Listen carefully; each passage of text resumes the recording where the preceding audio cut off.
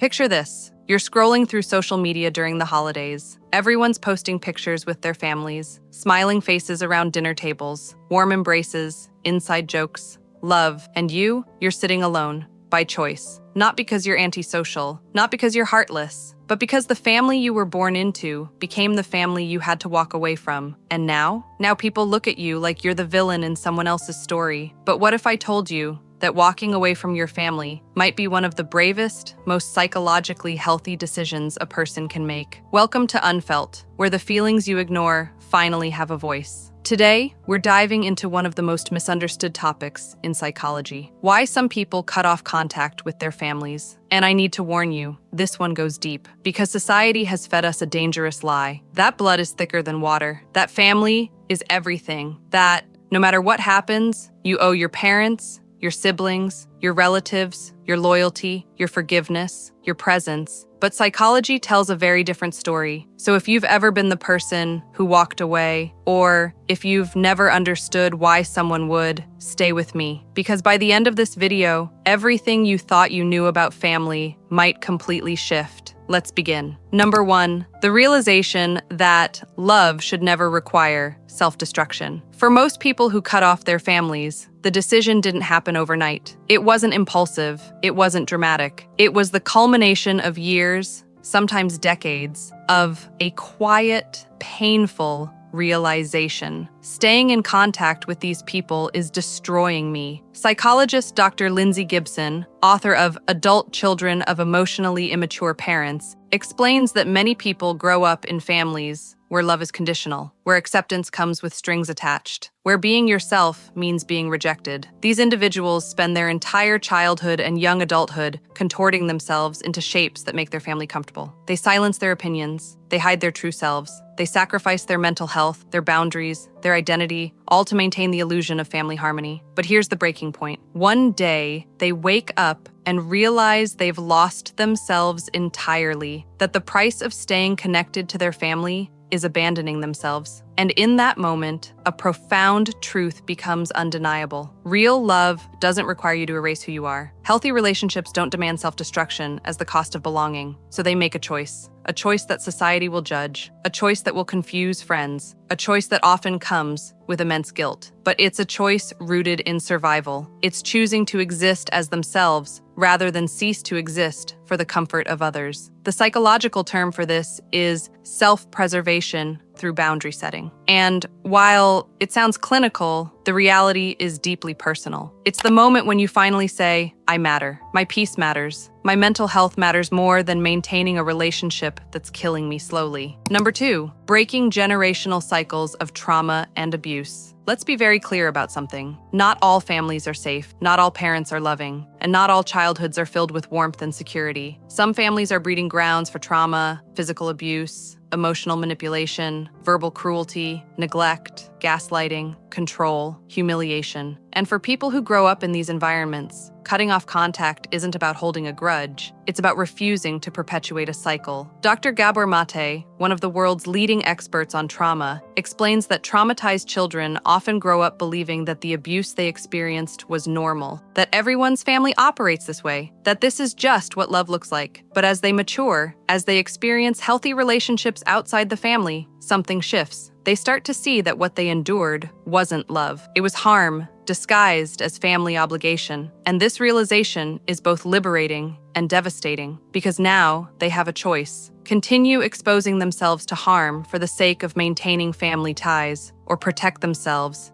and risk being labeled as the bad guy, the ungrateful child, the one who abandoned the family. Psychologically, cutting off toxic family members is an act of profound self-preservation. It's saying, I will not pass this trauma to the next generation. I will not normalize abuse. I will not teach my children that love means enduring pain. Research from the Adverse Childhood Experiences study shows that breaking contact with abusive family members can significantly reduce the transmission of trauma patterns. It's not just about protecting yourself, it's about protecting future generations. It's breaking a chain that may have stretched back generations, and that takes extraordinary courage. The kind of courage that most people never have to summon, the kind that leaves you exhausted, grieving, but finally free. Number 3, the emotional exhaustion of being the family scapegoat. In dysfunctional family systems, there's often one person who carries all the blame, the scapegoat. This is the family member who gets blamed for everything that goes wrong, the one who's constantly criticized, diminished, compared unfavorably to others, the one whose achievements are minimized and whose flaws are magnified. Psychologist Dr. Carol McBride, who specializes in narcissistic family dynamics, explains that scapegoating serves a psychological function for the rest of the family. It allows them to avoid looking at their own issues by projecting everything onto one person. The scapegoat becomes the family's emotional dumping ground. And after years of this, they realize something crucial. No matter what I do, I will never be enough for these people. No matter how much I achieve, how much I sacrifice, how hard I try, I will always be the problem in their eyes. So they stop trying, not because they're giving up on family, but because they're finally choosing themselves. They're recognizing that their worth isn't determined by people who refuse to see it. Dr. Brené Brown's research on shame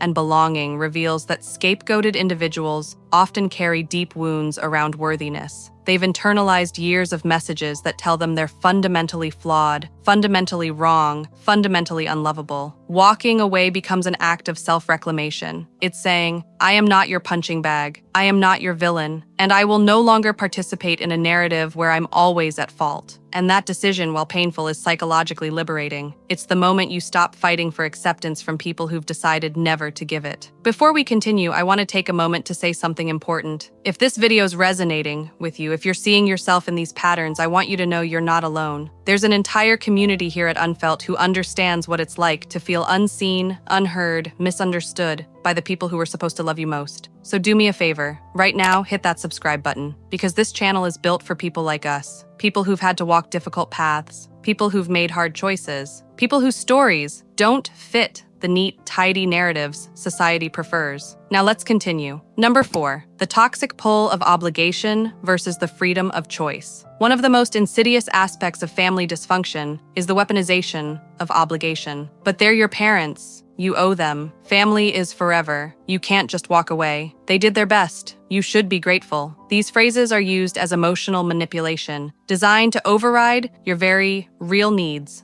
for safety and peace. Dr. Susan Forward, in her groundbreaking book, Toxic Parents, explains that many people are trapped by what she calls obligatory debt. The belief that simply being born creates a debt you must spend your entire life repaying. But here's what psychology actually tells us. You don't owe anyone access to your life simply because of biological relation. You don't owe your time to people who disrespect you. You don't owe your energy to people who drain you. You don't owe your presence to people who've spent years making you feel like your presence doesn't matter. People who cut off family often reach a profound realization. Obligation without love is just imprisonment. And choosing yourself over obligation isn't selfish. It's the most psychologically healthy thing you can do. Think about it this way. If a friend treated you the way your family does, would you keep that friend in your life? Would you tolerate the manipulation, the criticism, the conditional love? Of course not. So why do we hold family to a different standard? Why do we accept from relatives what we would never accept from anyone else? The answer is societal conditioning. We've been taught that family gets a free pass, that blood relation excuses harmful behavior, that forgiveness is mandatory regardless of whether remorse exists. But people who cut off contact have rejected that conditioning. They've decided that harmful is harmful, regardless of who's doing the harm. And that clarity, while painful to arrive at, is deeply empowering. It's reclaiming agency over your own life. It's recognizing that you're not a supporting character in someone else's story. You're the author of your own. Number 5, the grief of mourning the family you never had. Here's something most people don't understand about cutting off family. It's not about anger, it's about grief. These individuals aren't celebrating their decision. They're not throwing parties about finally being free. They're mourning. They're mourning the parents they deserved but never had. The childhood that should have been safe but wasn't. The unconditional love they needed but never received. Dr. Bessel van der Kolk, author of The Body Keeps the Score, explains that one of the most painful aspects of family trauma is the loss of what could have been, the ghost of the healthy family that should have existed. When you cut off contact, you're not just losing the people, you're losing the hope that they might someday change. You're accepting that the fantasy version of your family, the one you've been holding onto for years, will never become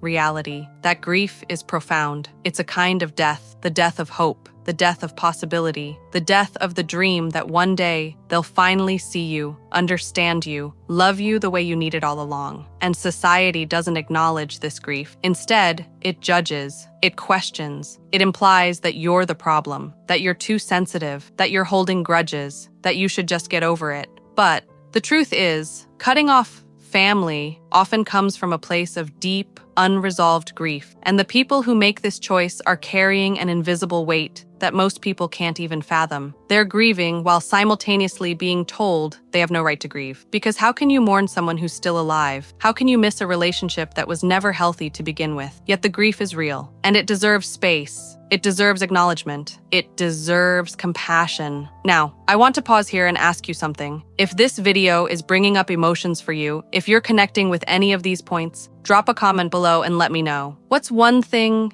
you wish people understood about your experience with family? I read every single comment, and I want this to be a space where you can be honest, where you can share your truth without judgment, where other people who understand can witness your story and say, "Me too, you're not alone." So go ahead, pause the video if you need to, and leave a comment. Let's build a conversation here, because your story matters, your pain matters, and your healing matters. Bar 6, the liberation of defining family on your own terms. Here's where the narrative shifts. Because for all the pain, all the grief, all the loss that comes with cutting off family, there's also something else, something beautiful. Freedom. The freedom to redefine what family means, to choose who gets to be in your inner circle, to build a family based on love, respect, and genuine connection, rather than obligation and blood relation. Psychologists call this chosen family, and research shows that chosen family can be just as psychologically fulfilling, if not more so, than biological family. Dr. Karen Fingerman's research on adult relationships shows that people who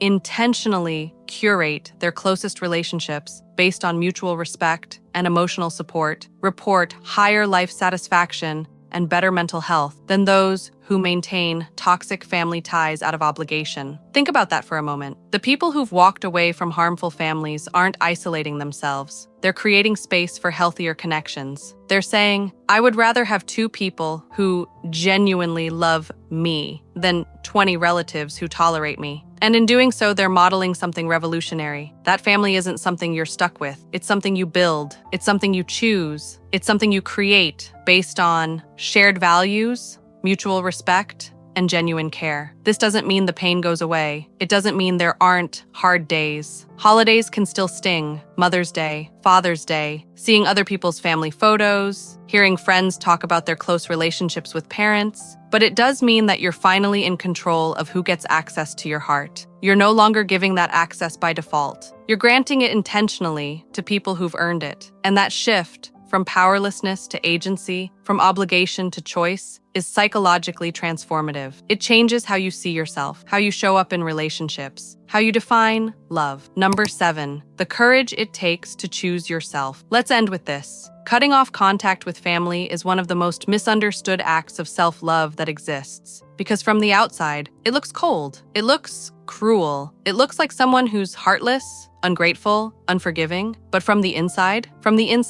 it's an act of survival. It's a decision made after years of trying, years of hoping things would change, years of sacrificing your peace for the sake of keeping the peace. Dr. Brené Brown says, choosing authenticity means cultivating the courage to be emotionally honest, to set boundaries, and to allow ourselves to be vulnerable. And cutting off toxic family members is all 3 of those things wrapped into one incredibly difficult decision. It's being emotionally honest about the harm you've experienced, even when people minimize it. It's setting a boundary that says, you don't get to hurt me anymore, even when that boundary is judged as extreme. And it's being vulnerable enough to admit that you can't fix this, that you can't save them, that you can only save yourself. So if you're the person who made this choice, I want you to hear this. You're not the villain. You're the survivor. You're not cold. You're protecting the warmth that still exists inside you. You're not ungrateful. You're finally recognizing that you deserve better than crumbs of conditional love. And you're not alone. There are millions of people who've walked this path, who carry the same quiet grief, who understand that sometimes the bravest thing you can do is let go. So here's what I want you to do. First, if you haven't already, subscribe to this channel. Hit that bell icon. Because we create videos like this every single week, diving into the psychology of experiences that society doesn't want to talk about, the complex emotions, the difficult choices, the truths that make people uncomfortable. And you deserve to be in a space that honors your truth, that validates your experience, that reminds you that healing isn't linear and your journey is valid. Second, if this video helped you feel less alone, share it. Send it to someone who needs to hear this. Post it on your story, because there are people out there right now who are drowning in guilt, wondering if they're a bad person for wanting to walk away, and maybe this video is the permission they need to choose themselves. And third, take care of yourself today, whether that means journaling, calling a friend, taking a walk, or simply sitting in silence and acknowledging how hard this is. You've been carrying a lot, and you deserve gentleness. You deserve rest. You deserve peace. Thank you for being here. Thank you for trusting me with your time and your story. This is Unfelt, where the feelings you ignore finally have a voice. I'll see you in the next one.